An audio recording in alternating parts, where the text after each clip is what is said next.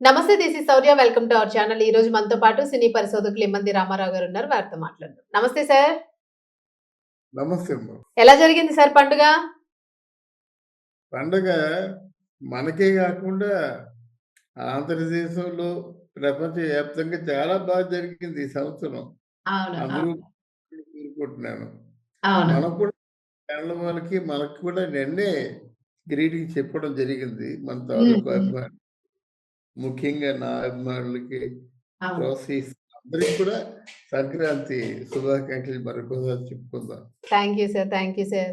మొత్తానికి పండుగ సందర్భంగా అందరూ కూడా సినిమాలతోని బాగా ఎంజాయ్ చేయాలనుకుంటారు కుటుంబంతో వెళ్ళి. మరి ఈ తరుణంలోని రాజాసాబ్ విషయానికొస్తే ఇక్కడ కాస్త మన భారతదేశంలోని కొంచెం ఫెయిల్యూర్ అయింది అని అనుకున్నప్పటికీ కూడా అమెరికాలో అయితే మాత్రము బీభత్సంగా దూసుకుపోతుంది అనే వార్త అయితే వింటూ ఉన్నాము. అలాగే కలెక్షన్ల విషయంలో కూడా ఒక రేంజ్‌లో ఉంది అని అంటున్నారు. సో, మీరు ఆ అప్డేట్స్ ఇచ్చేస్తే కొంచెం డార్లింగ్ ఫ్యాన్స్ అందరూ గూడా ఇంకా హ్యాపీగుంటారు. దీని గురించి మనం ప్రత్యేకించి చెప్పుకోవాలమ్మా. హ్మ్. ఎందుకంటే ప్రపంచవ్యాప్తంగా చాలా మంచి పేరు తెచ్చుకున్నటువంటి ఈ సినిమాని హ్మ్. మన తెలుగు హీరో అయి ఉండి, తెలుగు డైరెక్టర్ అయి ఉండి, తెలుగు సినిమా అయి ఉండి, మనం దాదాపు చంపేశామని చెప్పాలి. ఈ విషయాన్ని చాలా బాధగా చెప్తున్నాను అనమాట. హ్మ్. అక్కడ నిజంగా రాజాసాబ్ ప్రభాస్ లేకపోయినట్టయితే ఈ సినిమా తీసేవాడు పోయేవాడు, సినిమా నిర్మాత పోయేవాడు అనమాట. అంత ప్రమాదం. ఎక్కడ 500 కోట్లు, ఎక్కడ 100 కోట్లు అంటే మిగతా 400 కోట్లు భర్తీ చేయడం ఎలాగా? పోనీ ఏదో విధంగా చర్చ చేయడం ఇంకొక 100 కోట్లు భర్తీ చేసేటడుకో, మిగతా 300 కోట్లు భర్తీ చేయడం ఎలాగా? ఇది నాకు అంటే మానసికంగా కొంచెం బాధగానే ఉండేది. కానీ రాను రాను ప్రభాస్ సినిమాని చూడడానికి వచ్చేసరికి జనాలు, అంటే దీనికి కారణం ఒకటి చెప్పుకోవచ్చు. ఇది ఇంచుమించు ఆ చిరంజీవి సినిమాతో ఇంచుమించు ఆ చిరంజీవి సినిమా, ప్రభాస్ సినిమా, మన రవితేజ్ సినిమా ఒక లైన్లో ఆడే సినిమా అన్నమాట. ఇక్కడ ప్రభాస్ సినిమా రాజాసాబ్ కొంచెం కుంటుపడేసరికి ఈ సినిమా అందుకుంది. ఏది మనశంకర ప్రసాద్ భర్త మహాశయులకు విజ్ఞప్తి. అది కుంటుపడేసరికి మళ్ళీ ఈ రాజాసాబు అందుకుందన్నమాట. ఈ టెక్నిక్ ఎలా జరిగింది. తర్వాత ఒక విచిత్రం ఏంటంటే ఒక వారంలో ఆ ప్రభాస్ సినిమాకి 183 కోట్ల రూపాయలు వసూలు చేయడం అన్నది చాలా అత్యద్భుతమైన విషయం మాట. అక్కడ ఇంకెవరు లేరు, ఒక ప్రభాసే ఉన్నాడు. డైరెక్టర్ ఎవరా, హీరోయిన్ ఎవరా, పక్కన వచ్చేస్తుంది ఎవరా, ఆంధ్రాలోను హిట్ అయిందా ఫెయిల్ అయిందా ఇవేమీ చూడలేదన్నమాట. ప్రభాస్ని గ్లోబల్ స్టార్గా వారు గుర్తించారు. ప్రభాస్ని ఎప్పుడు చూసినా సరే ఆ బాహుబలి ప్రభాస్గానే చూస్తున్నారు. బాహుబలి ప్రభాస్ గానే సాహో సినిమా కానీ, సోలార్ సినిమా కానీ, సలార్ సినిమా కానీ ఇవన్నీ ఆదరించారు. దీన్ని కూడా అదే దృష్టితో చూడడం ఇక్కడ ఎక్కడ పొరపాటు జరిగింది. వాళ్ళకి ఎందుకు అంత బాగా నచ్చింది? వాళ్ళు చూసినా ఒకసారే కదా చూస్తారు. ఒకసారి చూసి రెండో వాళ్ళు వీళ్ళు చెప్పిన దాన్ని బట్టి, అందులో వాళ్ళ చేతిలో, అందరి చేతుల్లో మొబైల్స్ ఉంటాయి. ఇప్పుడే ప్రభాస్ సినిమా చూశాను, అద్భుతంగా ఉందని నిమిషాల మీద పాస్ చేసుకుంటారు అన్నమాట. సినిమా సక్సెస్ అయినా అలాగే ఉంటుంది, సినిమా ఫ్లాప్ అయినా క్షణాల్లోనే అయిపోతుంది అన్నమాట. అటువంటి ఇంత ఉధృతంగా కలెక్షన్స్ రావడానికి ఒక వారం రోజుల్లో అది చాలా ఆనందం అనిపించింది సినిమా. అంటే ఇక్కడ ఎక్కడో చిన్న పొరపాటు జరిగి ఉండొచ్చు, లేదా ఈ సినిమా మీద ఇంకెవరైనా సరే ఒక దుష్ప్రచారం చేసి ఉండొచ్చు. మూడవది ఏమిటంటే దీనికి మారుతి తాలూకు వ్యక్తిగతమైన ప్రవర్తన కొంత కారణం కావచ్చు. మనిషి ఎప్పుడు ఎదిగే కొద్దీ ఒదిగి ఉండాలి.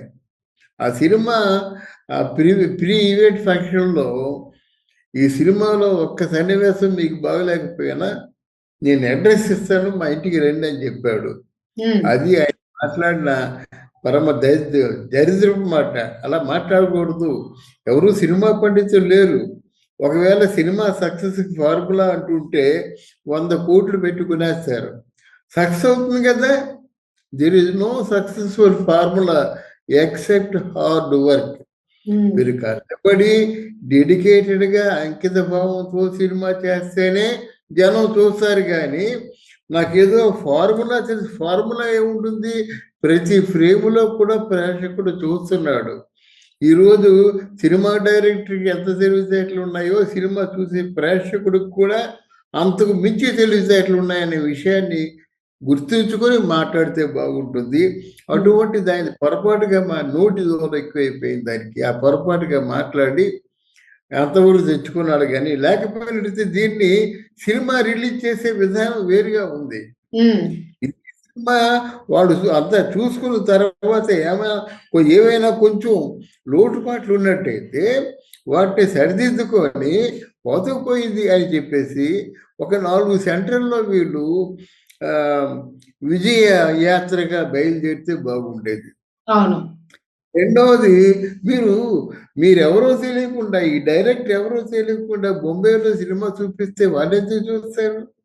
అందులో బొంబేలో ప్రెస్ ఇక్కడ 25 మందో 30 మందో ఉండరు, 150 మంది ఉంటారు దగ్గర. వాళ్ళు చాలా సీరియస్గా ఉంటారు అన్నమాట వాళ్ళు సినిమా పట్ల, గౌరవాల పట్ల. అటువంటిది మన వాళ్ళు ఎందుకు వెళ్ళదో మరి తెలీదు. మా సినిమా వస్తుందండి, మీరు అందరూ దీవించండి, మీరందరూ ఆదరిస్తే తప్పకుండా ఇంకా మంచి సినిమాలు చేస్తాను, చేయడానికి ప్రయత్నం చేస్తాను అని మారుతి అంటే బాగుండేది అన్నమాట. ఆ మారుతి అనకపోవడం, వీళ్ళు విజయయాత్ర చేయకపోవడం, మామూలుగా సినిమా అంటే ఫెయిల్ అయిపోయిందంటే ఫెయిల్ అయిపోయింది అనుకునే కూర్చున్నారు. ఈ సినిమా పట్ల నమ్మకం ఉన్న ఏకైక వ్యక్తి, నిదానంగా ఉన్న వ్యక్తి ఎవరైనా ఉన్నారంటే ప్రభాస్. ఆయనకేంటంటే చాలా ఈ సినిమాకు 1000 కోట్లు పోతుందండి, తర్వాత చెప్పు అంటాడనమాట. ఆయనకి అసలు ఏమి లేదు. ఆ ఫ్లైట్ వచ్చేసిందంటే ఉంటాడు కదా అంటాడనమాట ఆయన. అంటే అంతా మరి అంతా రాజస్వమే ఆయనకి. ఈ సినిమా ఇలా దెబ్బతే ఎక్కడ పోతాయి, ఆ సినిమా ఆడుతుంది, నువ్వెందుకు కంగారు పడతావు, బ్రహ్మాండంగా ఆడుతూ పో అన్నమాట. అంటే ఏమిటి? ఆ మనిషి మనసులో ఉన్నటువంటి మంచితనం. రెండోది ఆత్మ నిగ్రహం మాట. మనకెందుకు చెడు జరుగుతుంది, దేవుడు ఉన్నాడు కదా అనేటువంటి ఏదో ఒక తలంపు మాట. ఒక్క ప్రభాస్ ఈ సినిమాని నమ్మాడు. ఆ నమ్మినందుకు ఆయన నమ్మిన దేవుడు ఎవరో కానీ వమ్ము చేయలేదు. తన డబ్బుతో పోయి అంటే ప్రభాస్ అయిపోయి అంటే ఈ సినిమాకి పెట్టిన రాజాసాబ్ డబ్బు తిరిగి వచ్చేస్తుంది అన్నమాట. అది ఇక్కడ వీళ్ళు కేవలం సరిగ్గా పబ్లిసిటీ ప్రమోట్ చేసుకోలేకపోయారు, మార్కెటింగ్ చేసుకోలేకపోయారు, తర్వాత ఏమో జనంలో ఒక ఇంట్రెస్ట్ని క్రియేట్ చేసుకోలేకపోయారు.